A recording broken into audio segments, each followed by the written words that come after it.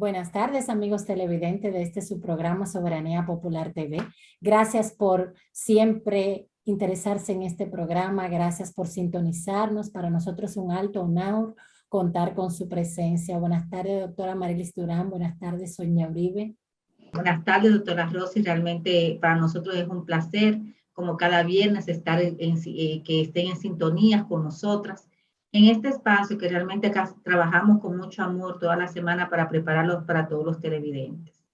Esta semana ha sido una semana de mucho ajetreo jurídico. Efectivamente han habido muchas novedades que como abogados tenemos que estar pendientes de qué está aconteciendo en nuestro país. Como el tema que ha acontecido, muchas opiniones, que ha sido precisamente el debate que ha surgido con la aprobación en el Congreso Nacional del Código Penal Dominicano.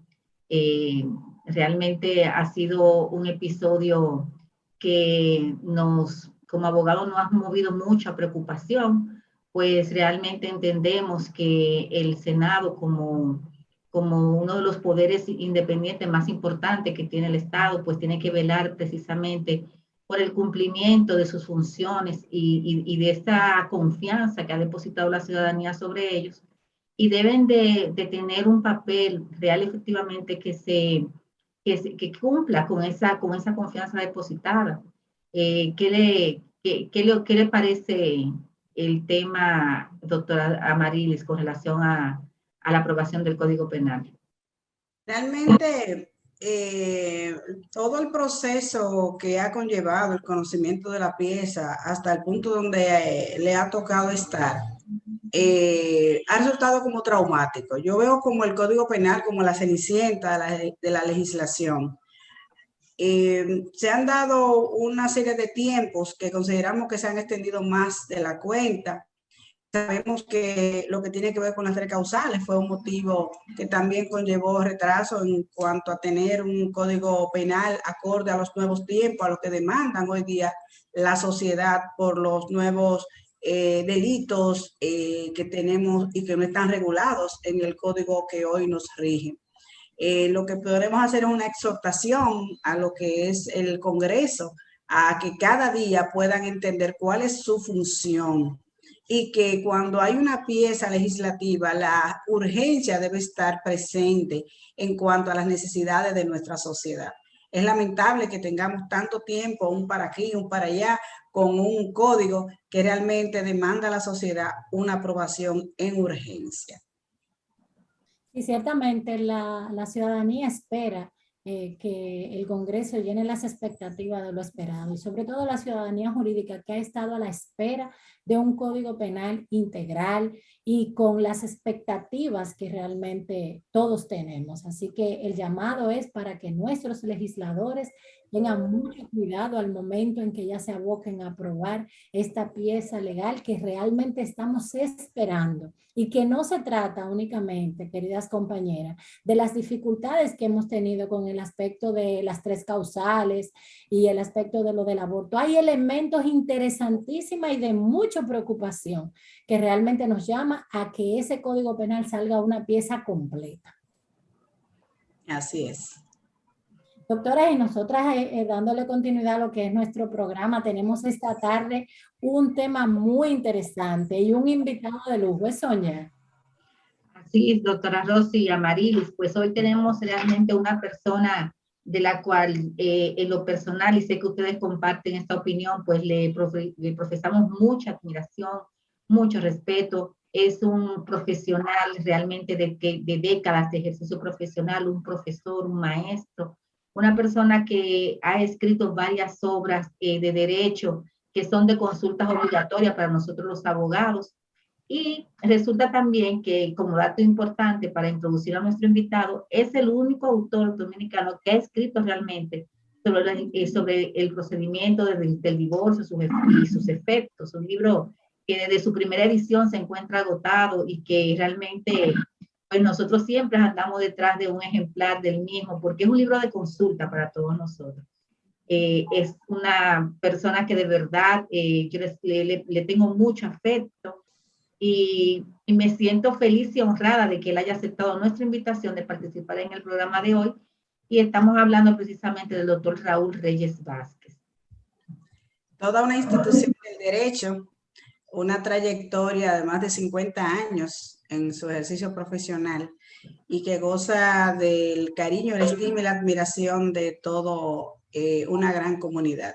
Señores, el tema de esta semana promete mucho. Estamos hablando de que vamos a tratar sobre el matrimonio, sobre el divorcio, sobre las uniones de hecho, lo conocido como el concubinato, su incidencia en nuestras vidas, tanto lo que tiene que ver con los procedimientos, como lo importante al momento de una lamentable separación, que como se da, saber exactamente qué debemos hacer, cómo debemos hacerlo, y lo más importante, asesorarnos adecuadamente para que esas acciones que nos llegan, pues realmente estén sustentadas y que más que ser soluciones, mañana no se conviertan en conflictos. Señores, luego de la pausa tenemos un programa de lujo.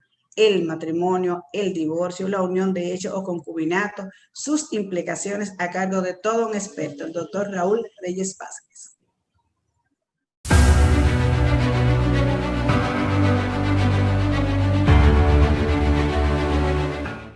Gracias por mantener la sintonía en este programa Soberanía Popular TV.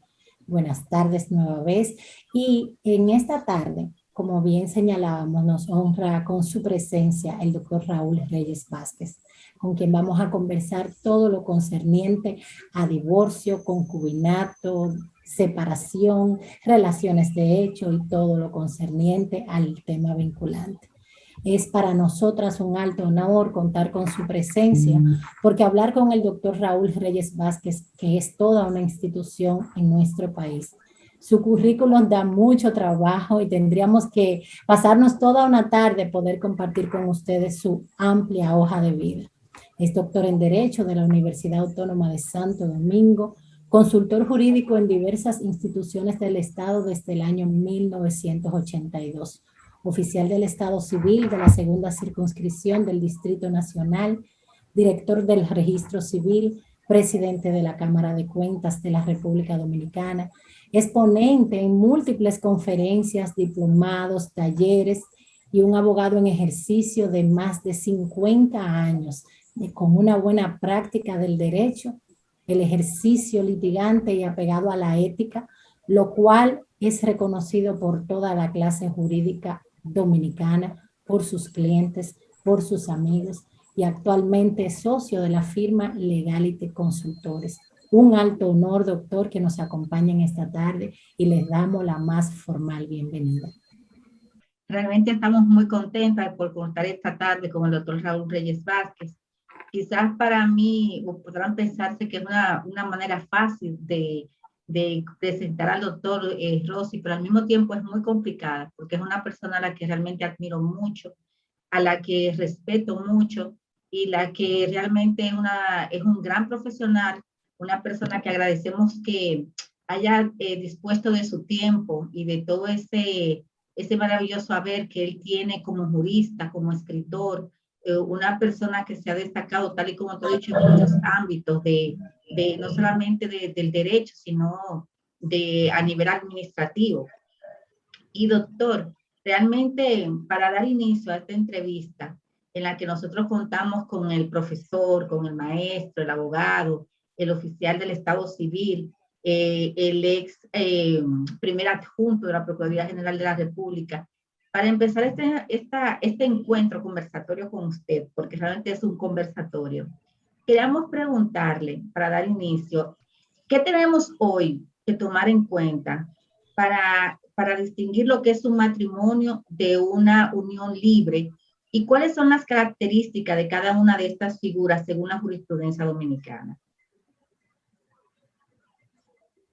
En primer lugar, quiero darle las gracias a las distinguidas abogadas, damas prestantes de esta república, por haberme propiciado la oportunidad de compartir con ella en esta tribuna jurídica que tiene una audiencia tan amplia en la República Dominicana.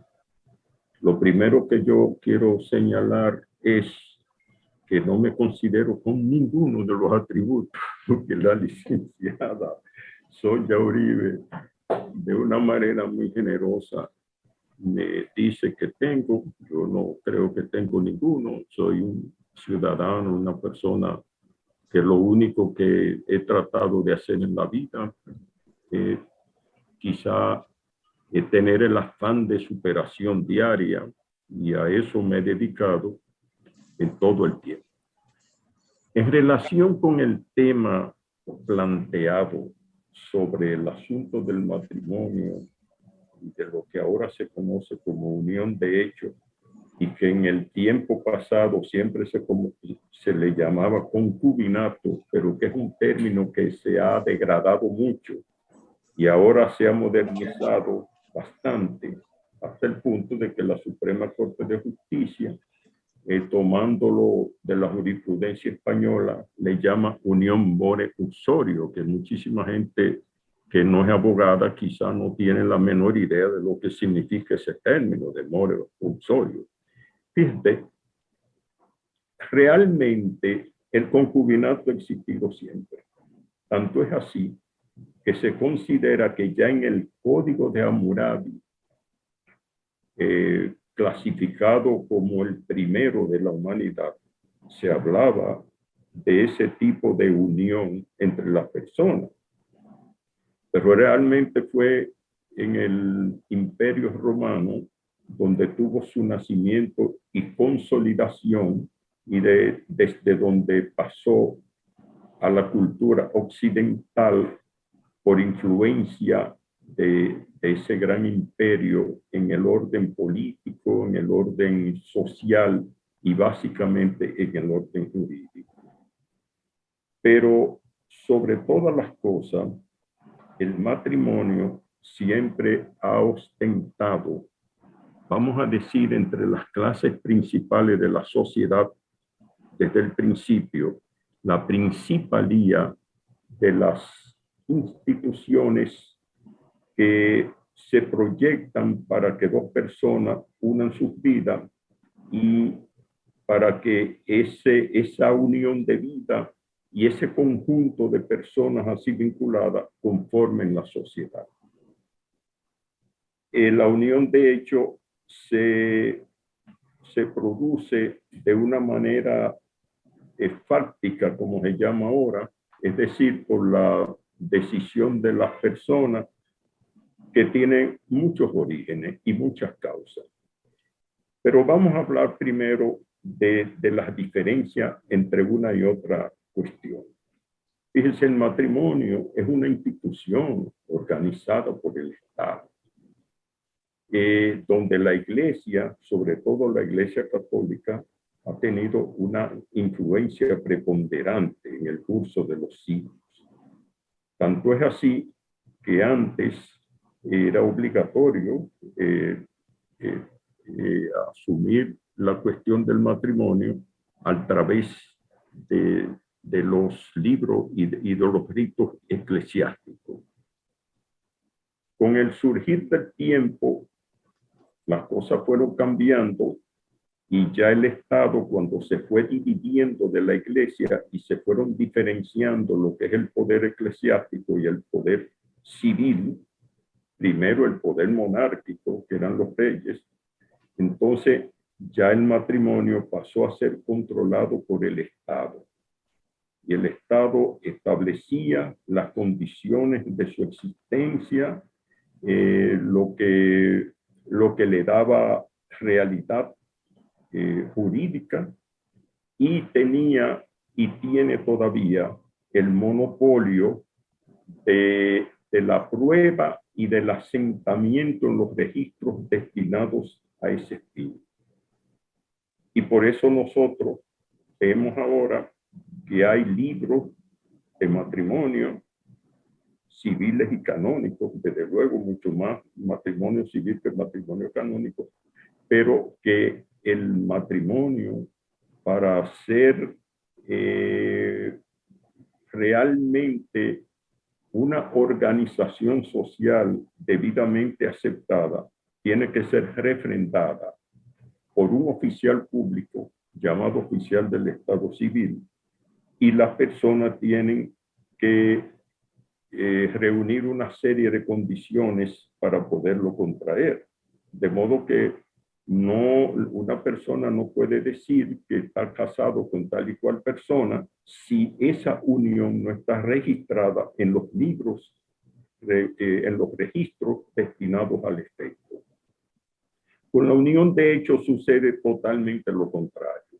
Es una decisión que toman las personas de unir sus vidas para realizar los fines de la existencia humana, vivir juntos, tener hijos, tener un hogar, etc. Pero esa forma de unión no es una institución jurídica, es una cuestión de hecho que ha sido, yo diría, en el siglo XX, cuando ha tenido la ventaja de obtener el reconocimiento del Estado en cierto sentido, y cuando esa unión también va a surtir efecto jurídico que antes no tenía ninguno, porque eran cuestiones ya prácticamente clandestinas y prácticamente yo diría que estaban muy degradadas en la sociedad, y se decía que las personas vivían en concubinato, en ayuntamiento, inmoral, etc. De modo pues que hay una diferencia muy marcada. Fíjense, para contraer matrimonio, ya hemos dicho, la persona tiene que llevar esa unión conforme a los lineamientos que están establecidos en los códigos y las leyes. Mientras que la unión de hecho depende de la voluntad de dos personas, en el caso nuestro, hombre y mujer, aunque en otras latitudes hay del mismo sexo, pero aquí no existe eso. Aquí tiene que ser de sexo diferente. Hombre o mujer pueden unir sus vidas, pueden constituir una familia, desde luego.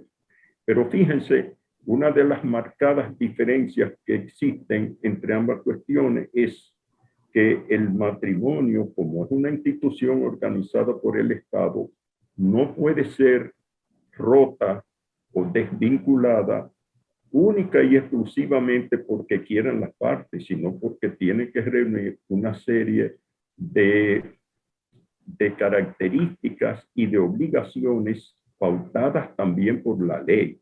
Y por eso existe la ley sobre divorcio, que establece la serie de condiciones y de causas que determinan esa unión, esa condición que tiene que ser aceptada por un juez y a través de una sentencia, y esa sentencia tiene que ser registrada en la oficialía del Estado Civil para que el matrimonio quede definitivamente disuelto.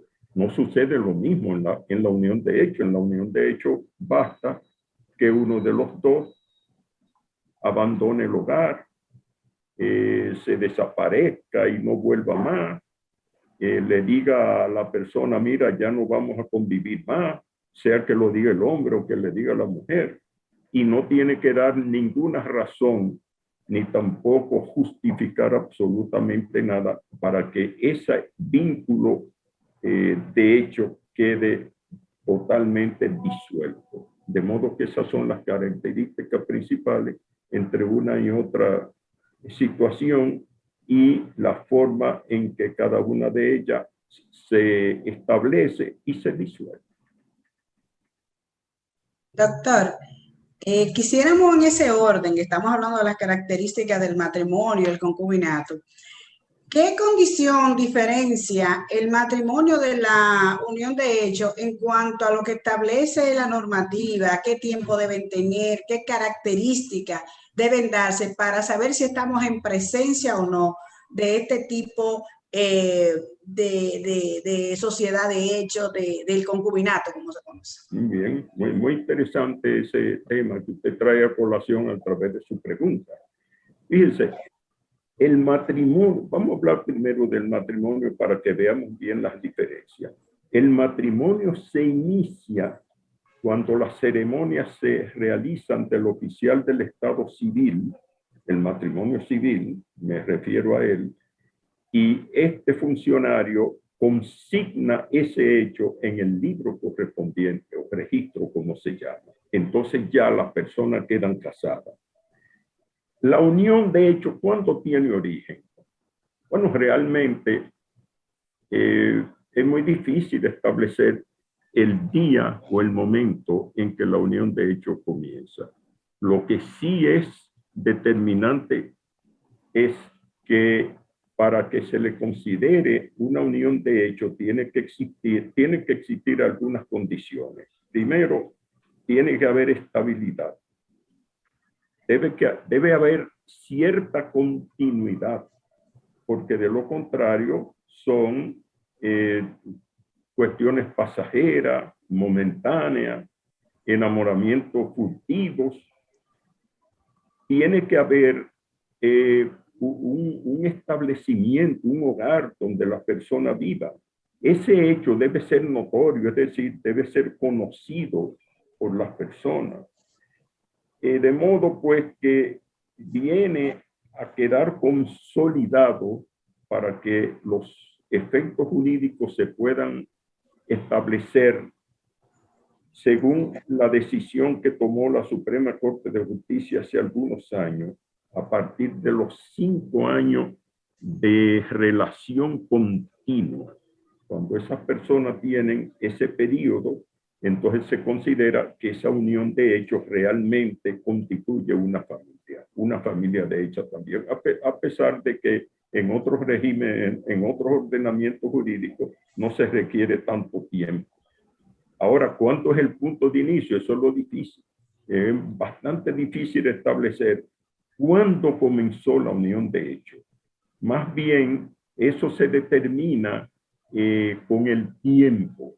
Ya cuando haya transcurrido un tiempo, ahí ya las personas sí pueden ir estableciendo que, por ejemplo, que cuando se produjo el ciclón David, o que cuando que cuando la República Dominicana, que resultó una joven agraciada con el mismo universo, que ese mismo día se enamoraron y a partir de ahí la unión siguió hasta el presente, pero fijar un punto de inicio es muy difícil.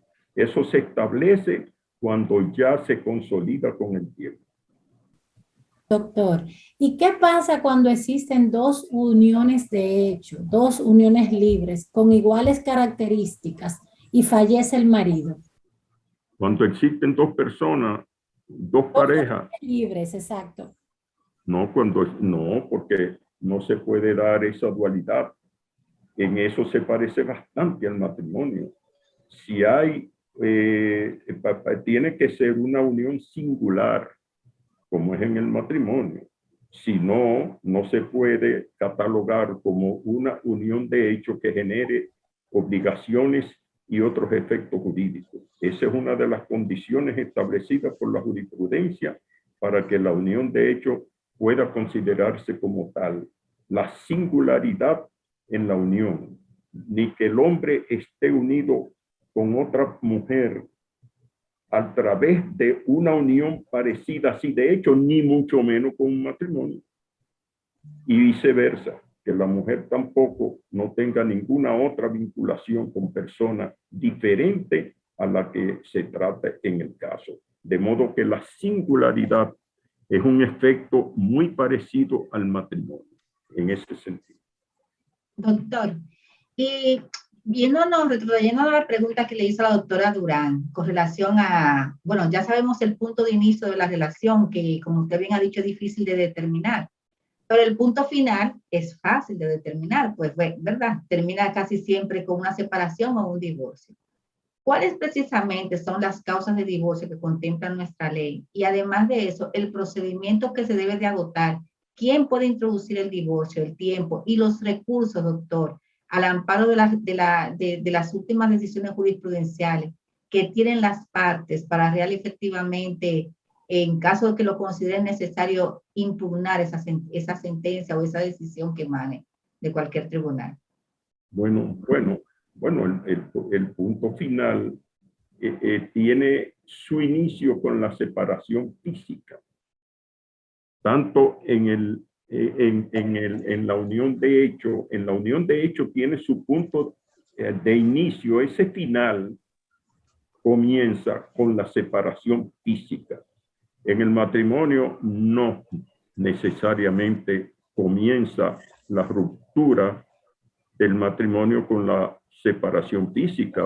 Dos personas casadas pueden estar separadas durante 20 años y si no se divorcian, el matrimonio existe, ¿sabe? Eso es una diferencia fundamental también entre ambas situaciones.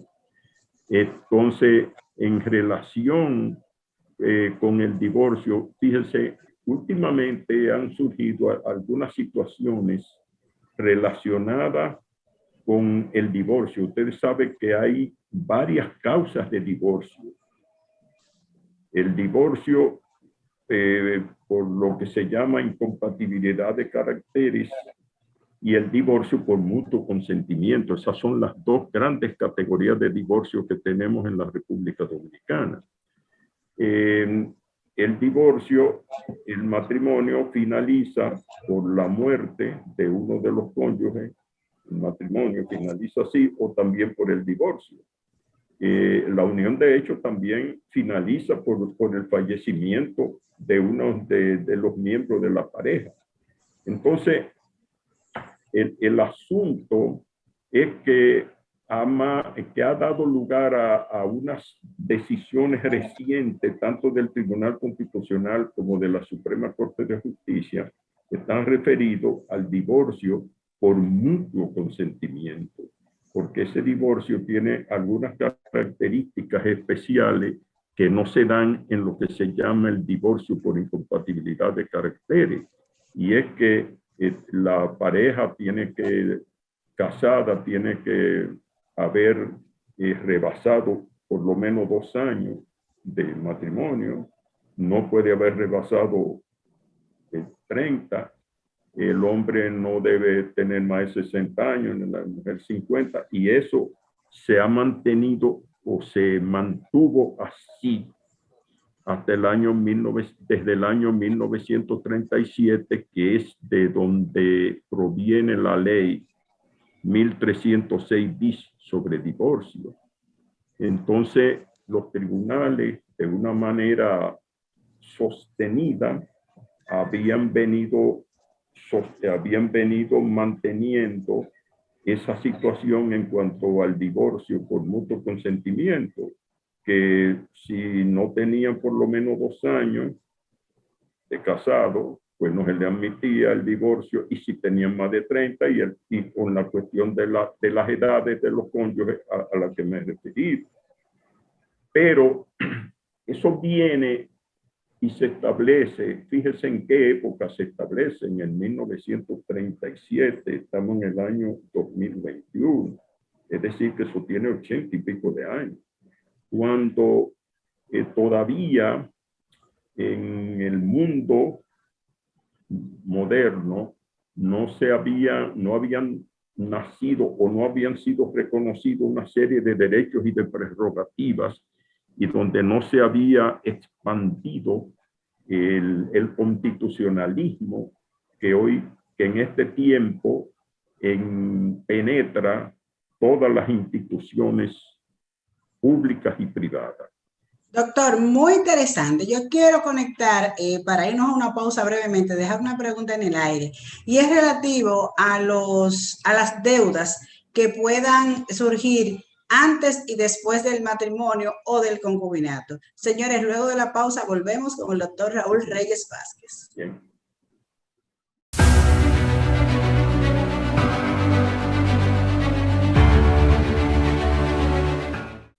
Gracias por mantener la sintonía con Soberanía Popular TV. Antes de la pausa dejamos una pregunta en el aire al distinguido invitado, y es relativo, señores, a las deudas que se pueden dar dentro del matrimonio o la unión de hecho. Y es importante saber claramente esto porque al final de una relación no solamente es pensar en los activos, también existen los pasivos. Doctor, ¿cómo se maneja la parte? Porque creo que desde el punto de vista, partiendo del matrimonio, las reglas están un poquito más claras, pero me preocupa la parte del concubinato respecto de las deudas que puedan asumir cualquiera de la pareja. ¿Y cómo afecta esto al momento de la separación? ¿Y cómo puedo yo como acreedor cobrar esos créditos en razón de esa unión de hecho que se dio? Bueno, eso depende, fíjese. Usted sabe que para el asunto, para los asuntos patrimoniales, las uniones de hecho, para resolver eso, han tenido que recurrir a las normas establecidas en el matrimonio, porque no hay otra forma de buscar eso. Entonces, el punto básico y fundamental es cuando las deudas se adquieren en beneficio del hogar y de la familia, las deudas son comunes. Ahora, cuando las deudas se adquieren para satisfacer una necesidad o para un compromiso específico de uno de los cónyuges sin el consentimiento del otro o de la pareja también, entonces esa persona o esa parte, ya sea pareja, de hecho, o cónyuge, es el que tiene que responder de manera personal. Y los acreedores, en ese sentido, tienen que tener mucho cuidado, porque si, por ejemplo, en un banco, ahora que están prestando tanto dinero, va una persona que es casado, que es conviviente de hecho, y pide un préstamo de 500,000 pesos, de lo que sea, y lo que él hace es que va y se los regala a otra persona, entonces ahí hay un problema tremendo. Por eso hay que tener mucho cuidado cuál es la finalidad de la deuda. Si es en ese sentido, son comunes. De lo contrario, tiene que asumir la persona que adquiere la deuda. Qué bien. Doctor, ¿qué criterios se está manejando con relación a lo que es el aspecto de la guarda de los menores? Bueno, ya eso está muy bien establecido en el Código del Menor. Está totalmente establecido. De modo que ahí no hay muchos problemas hoy en día, ni en cuanto a la unión de hecho, ni en cuanto al matrimonio, porque todo se relaciona con lo que se llama en este momento el interés superior del niño o del adolescente, del niño, niña o adolescente, como dice la ley. Entonces, ya es el Ministerio Público el que ejerce esa facultad y el que va a determinar, y así se lo va a plantear al juez, a quién le va a corresponder la guarda, teniendo en cuenta esos intereses que son básicos y fundamentales, desde luego también respetando lo que se llama el derecho de visita, porque los hijos, como ustedes saben, en el nuevo Código del Menor, hay la obligación de que mantengan relaciones con ambos padres y por tanto ambos padres tienen lo que se llama derecho de visita para aquel que no tiene la guarda. De modo que ese no es un problema espinoso hoy en día en cuanto, si no se ponen de acuerdo, eso lo va a resolver el juez. El juez de familia. Doctor, y continuando con el tema patrimonial de las parejas que están que son de hecho, las que tienen o las que se encuentran casadas, al momento de sobrevenir una separación, un divorcio, el tema de la partición, desde el punto de vista procesal, ¿cómo se realiza la prueba en materia de matrimonio en la unión libre? ¿Y cuál es el plazo que tienen los cónyuges para demandar en partición ante los tribunales? Bueno, fíjese que antes, voy a ir por lo último, porque yo pienso que es sumamente trascendente. Usted sabe que antes el artículo 815 del Código Civil establecía que cuando se pronunciaba el divorcio, es decir, cuando el divorcio ya lo inscribía el oficial del Estado Civil, la mujer tenía 2 años para demandar, y si no demandaba, entonces se consideraba que quedaba efectuada la partición, manteniendo cada uno los bienes que tenían bajo su dominio. La jurisprudencia rompió hace varios años ya con esa injusticia, porque una desigualdad muy grande la que había, y señaló que no, que la mujer tiene siempre derecho a demandar, y hoy en día mucho más con la Constitución del año 2010, donde establece que el derecho de propiedad es un derecho fundamental y que no prescribe, de modo que siempre va a tener, en ese caso, la mujer que ha sido en el curso de la historia pasada y reciente la que ha sufrido los mayores perjuicios cuando el matrimonio o la unión de hecho quedan deshechos en cuanto al beneficio final de orden patrimonial. Entonces, en ese sentido, ha quedado bastante protegida la mujer. Sí, en cuanto a la unión de hecho, se establece algo bastante parecido, pero no tan exacto como es en el matrimonio, sino que la mujer, a pesar de que se considera que aunque no produzca económicamente, pero que su actividad es un elemento que hay que tomar en cuenta para la conformación de un patrimonio común, entonces a ella le corresponde establecer la prueba de lo que realmente ha aportado, ya sea en bienes, en industria, es decir, en el esfuerzo personal para que ese patrimonio se haya conformado, pero ella tiene que hacer esa prueba. Mientras que en el matrimonio es bastante más fácil porque se presume que la mayoría de los bienes son comunes, sobre todo los que han sido adquiridos durante el matrimonio, y de los que han sido adquiridos antes del matrimonio, todos los bienes que son muebles se consideran que son comunes. Entonces, las personas casadas tienen esa ventaja sobre las personas ya. De hecho, hubo una sentencia de la Suprema Corte de Justicia que quiso sobrevalorar el asunto y lamentablemente era insostenible desde el punto de vista constitucional, porque estableció que en materia de unión de hecho existía una presunción irrefragable de comunidad, y eso era imposible que se mantuviera.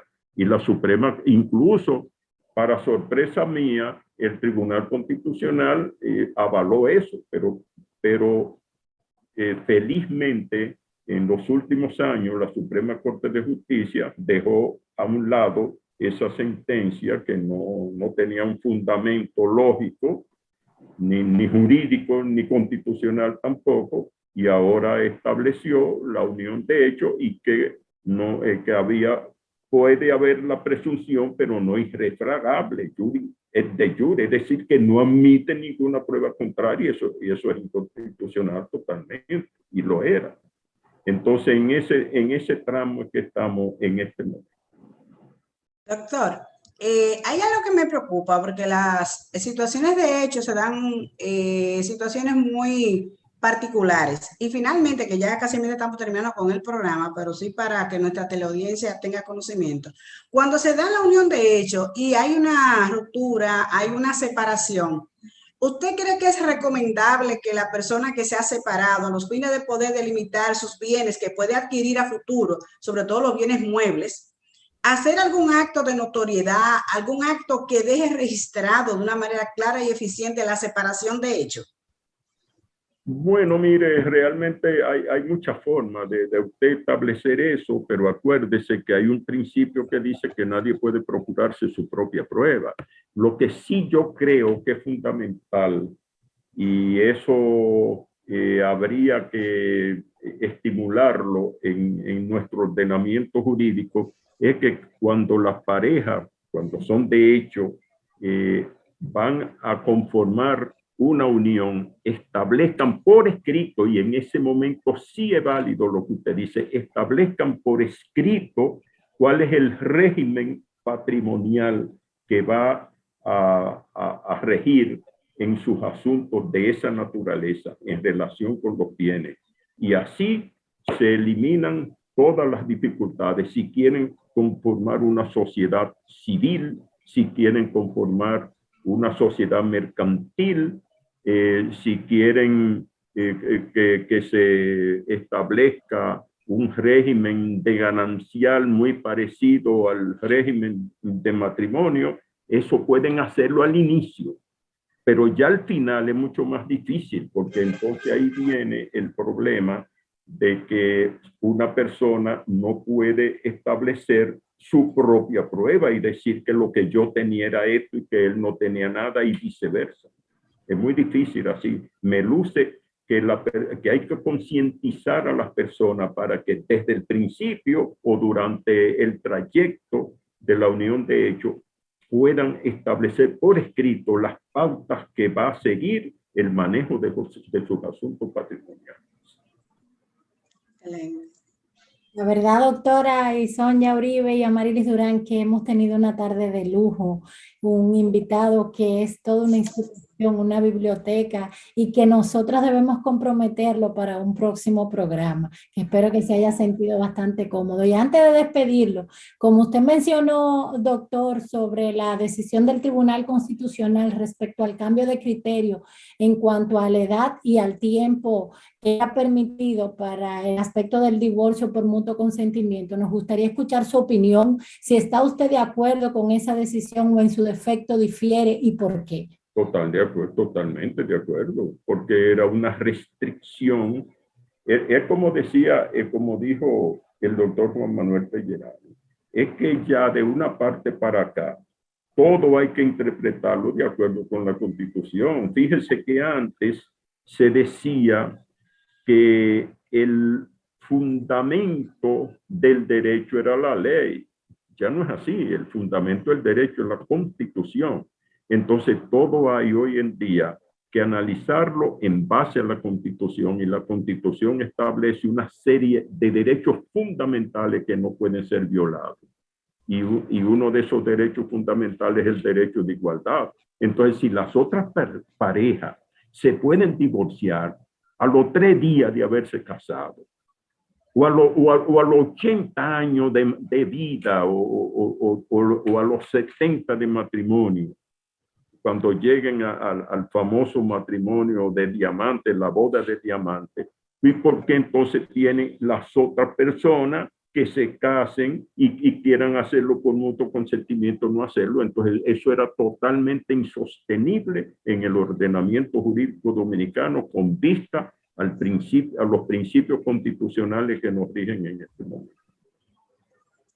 Bueno, doctora, ¿qué decir? La verdad, doctor Raúl, que nosotros estamos muy encantadas de haber compartido esta tarde con usted.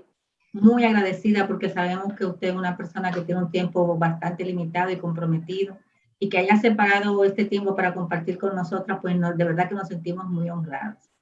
Pero como todo lo bueno termina, lamentablemente el programa de esta semana ha terminado, no sin antes despedirnos de ustedes, exhortándolos a que continuemos cuidándonos, a que seamos precavidos, porque independientemente de que el toque de queda ha sido levantado por algunas provincias, todavía la enfermedad se encuentra entre nosotros. Vacunémonos y sigamos manteniendo el respeto y el distanciamiento social entre todos nosotros para seguir creciendo como ciudad, como país.